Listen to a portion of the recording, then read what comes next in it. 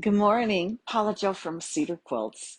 So I know I told you yesterday that I was going to come on today and do some live teaching, but as things happen, I woke up this morning and I have a sore throat and I have a very low, sexy voice, which is probably not going to hold out very well today.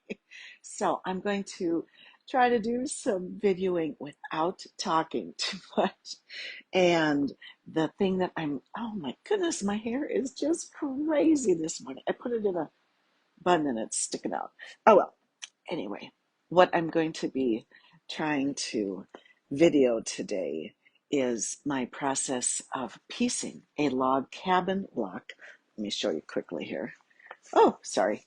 See, this is why I really need my friend to come over and help hold the camera so I'm not wiggling you around so much. We're going to show you how to piece a beautiful log cabin block. Oh, I should have turned more lights on here too.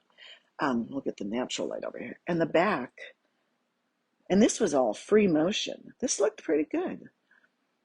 Carrie did a wonderful job on that. But anyway, we're going to let the Pro Stitcher computer do that.